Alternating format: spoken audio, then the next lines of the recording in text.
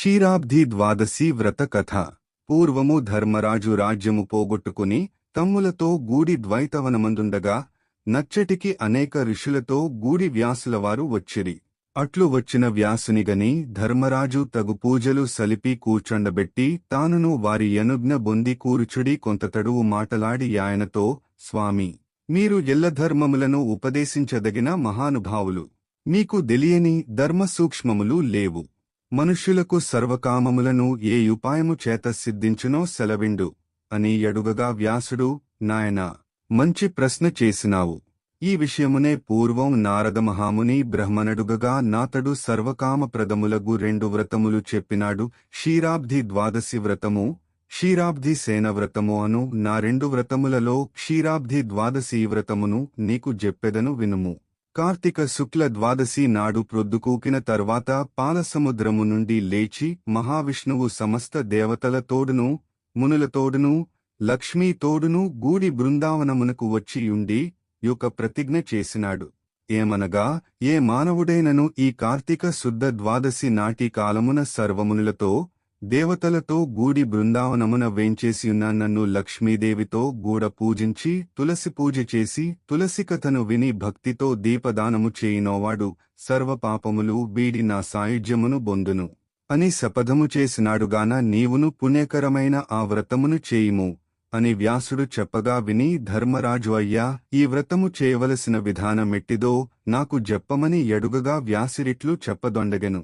ధర్మరాజా, ఏకాదశి నాడు ఉపవాసము చేసి ద్వాదశి పారణ చేసుకుని సాయంకాలమున మరల స్నానము చేసి శుచియై తులసికోట దగ్గర చక్కగా శుద్ధి చేసి 5 వన్నెల మృగ్గుల పెట్టి పలు విధములనలంకరించి తులసి మాలమందు లక్ష్మీసహితుడైన విష్ణువును తులసిని భక్తితో సర్వోపచారములతోను పూజించి నైవేద్యమైన తర్వాత కొబ్బెర, బెల్లము, ఖర్జూరము, అరటిపండ్లు, చెరుకు ముక్కలు సమర్పించి తాంబూల నీరాజనములొసగి మంత్రపుష్పము పెట్టి పూర్తి చేసి తులసీ సహిత లక్ష్మీనారాయణ మహాత్మ్యమును దీపదాన ఫలమును విని యనంతరము బ్రాహ్మణునకు గంధపుష్ప ఫలాదులొసగి తృప్తిపరచి వ్రతము పూర్తిచేయవలెను. ఇట్లే మానవుడు చేసినను ఇష్టముంగాంచును. ధర్మరాజది విని దీపదాన మహిమను జెప్పుమని యడుగగా వ్యాసుడు చెప్పుచున్నాడు. యుధిష్ఠిరా, దీపదాన మహిమనెవడు?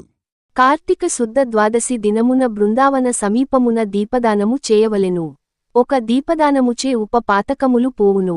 100 చేసిన విష్ణు సారూప్యము గలుగును.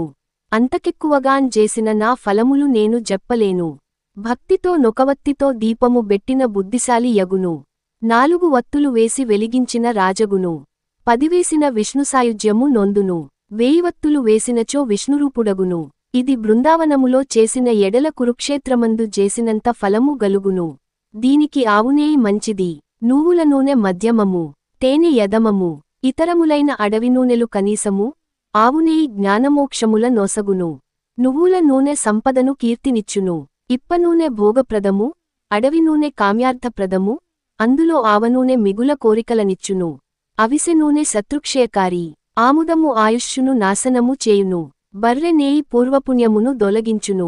వీనిలో కొంచెమైన ఆవునేయి కలిసిన దోషపరిహారమగును. ఈ దీపదానముల వలననే తులసి మహిమ పూర్తిగా బ్రహ్మ కూడా చెప్పలేడు. అయినను ఆ బ్రహ్మ నారదునకు జెప్పినట్లు చెప్పుచున్నాను. కార్తీకమాసమందు తులసి పూజ చేయువారుత్తమలోకమును బొందుదురు. తుదకు ఉత్థానద్వాదశినాడైనను తులసి పూజ చేయనివారు కోటిజన్మలు చండాలులై పుట్టుదురు. తులసి మొక్క వేసి పెంచినవారు దానికెన్ని వేళ్లు పారునో అన్ని మహాయుగములు విష్ణులోకమందుందురు. తులసీదళములు కలిసిన నీట స్నానమాడినవారు పాపము వదలి వైకుంఠమునకు బోవుదురు. బృందావనము వేసినవారు బ్రహ్మత్వము బొందుదురు. తులసియున్న ఇంటిలో గాపురము చేయుట, తులసితోట వేసి పెంచుట, తులసి పేరులు దాల్చుట, తులసిదళము భక్షించుట పాపహరములు. తులసియున్న చోటునకు యమకింకరులు రారు. యాన్ములే అను మంత్రమును బట్టించు వారికి నే బాధయు నంటదు. యమకింకరులు దగ్గరకు రారు. ఈ తులసి సేవయందే ఒక పూర్వకథను జెప్పెద వినుము. కాశ్మీరదేశ వాసులగు హరిమేధసుమేధులను నిద్దరు బ్రాహ్మణులు తీర్థయాత్ర చేయుచుండి యొక్క స్థలములో నొక తులసితోటను జూచిరి. చూచినతోడనే వారిలో సుమేధుడు భక్తితో ప్రదక్షిణ నమస్కారములు చేసెను. అది చూచి హరిమేధుడిదియే మని యడిగెను. సుమేధుడు ఇక్కడ నెండబాధగా నున్నదని ఒక మర్రిచెట్టునండకు జేరి తులసికథ నిట్లు చెప్పదొడ్గెను.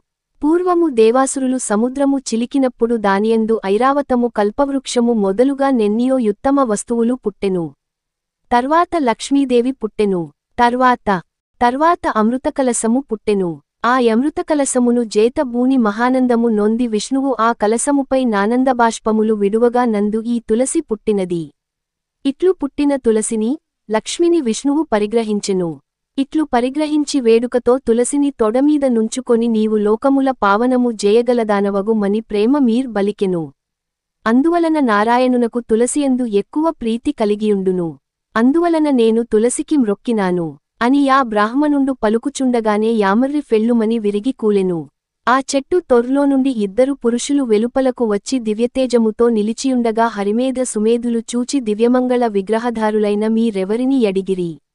ఆ పురుషులను మీరే మాకు తండ్రులు గురువులు నని చెప్పి వారిలో జ్యేష్ఠుడిట్లనియెను. నేను దేవలోకవాసిని, నా పేరు ఆస్తికుడందురు.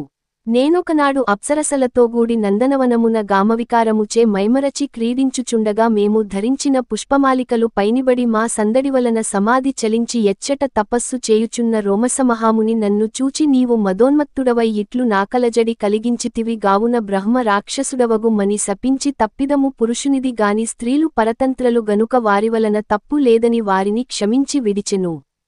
అంతట నేను శాపమునకు వెర్చియా మునిని వేడి ప్రసన్నునిజేయగా నాయన యనుగ్రహము గలిగి నీవెప్పుడు తులసిమహిమను విష్ణుప్రభావమును విందువో అప్పుడు శాపవిముక్తుడవుగుదువని అనుగ్రహించెను. నేనును బ్రహ్మరాక్షసునై ఈ చెట్టు తొర్లో జేరి మీ దయవలన నేడు శాపమోక్షణము నొందితిని అని చెప్పి రెండవవాని వృత్తాంతము చెప్పసాగెను. ఈయన పూర్వమొక మునికుమారుడిగానుండి గురుస్కులవాసము జేయుచుండి ఒక యపరాధము వలన బ్రహ్మరాక్షస్సువగు మని గురువు వలన శాపము బొంది ఇట్లు నాతో గలసియుండెను. మేమిద్దర్మును మీదయ వలన పవిత్రులమైతిమి. ఇట్లు మమ్మనుగ్రహించినారు గాన మీ తీర్థయాత్రాఫలము సిద్ధించినది అని చెప్పి వారిరువురు వారిత్రోవను బోవగానే బ్రాహ్మణులిద్దరు ఆశ్చర్యానందములతో మునిగి తులసి మహిమను బొగడుచు యాత్రముగించుకుని ఎండ్లకేగిరి. ఈ కథను ఎవరు విన్నను వారు సర్వపాపములు వదలి యుత్తమగతిని జెందుదురని బ్రహ్మ నారదునకు జెప్పెను అని వ్యాసుడు చెప్పి ధర్మరాజా ఇట్లు క్షీరాబ్దివ్రతము జేసి తులసికథ విన్నవారుత్తములగుదురు.